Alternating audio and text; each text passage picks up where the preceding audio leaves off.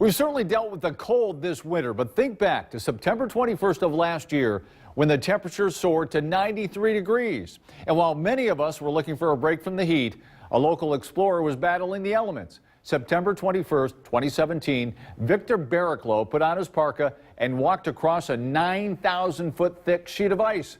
The temperature, 192 degrees colder than right here in Northwest Ohio. Barraclough, one of 46 people in the world to spend the winter at the South Pole. 13 ABC's Ross Ellett was the only reporter to hear his incredible story firsthand after 13 months at the bottom of the world. You look out the window and there's a little pole in the marker in the ground which says South Pole. Victor Barraclough grew up in Slovenia. He graduated from Northview High School, and after college he took a job in New Zealand. That's where he ran into some Americans that had just returned from Antarctica. They quickly told me, like, oh, we just spent the winter in Antarctica, and I was like, all right, tell me more. So that night we just drilled them with questions, and they told me how to apply, when to apply. He got the job to be a service worker at the United States Antarctic Research Center. He spent the summer there. Then as winter approached, he got a last-minute request to stay there with 45 other scientists and service workers from around the world. Like 3 days before the South Pole station closed for the winter, they're like, do you want to go to the South Pole? And I was like, sure. And as soon as I said yes, I was straight back into medical, doing the psych evals and all that other stuff, because there's even more medical testing go down there, because I mean, it's total isolation for 9 months. First time eating fruit in 8 months, right? Wow. Just wow. The data collected right here on Earth could have bigger implications. NASA wants to learn how humans can cope with isolation for long periods of time.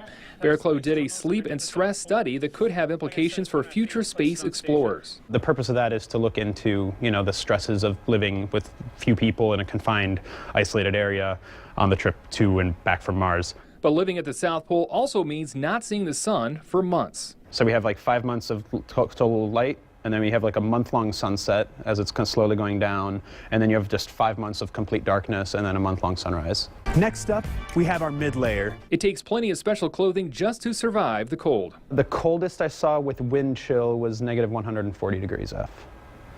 That was with wind. Ambient, I think the coldest we got down to was about 110. So there you can see we're at 58 degrees, negative 58 degrees Fahrenheit. That extreme cold creates some challenges for even the most basic daily living.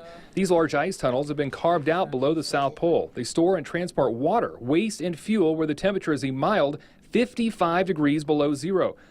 But it's not all frigid cold and fighting to survive. Astronomers used the area to do research on one of the darkest locations in the world. I mean, the ground was green, the lights were so bright, and you could see like reds and purples in the sky, which usually only cameras can capture, but it was so wild that you could actually see it with your naked eye, which was, I just laid down on the ground. I was like looking up at the sky, and there's pretty much always auroras. The question was just like, how strong are they?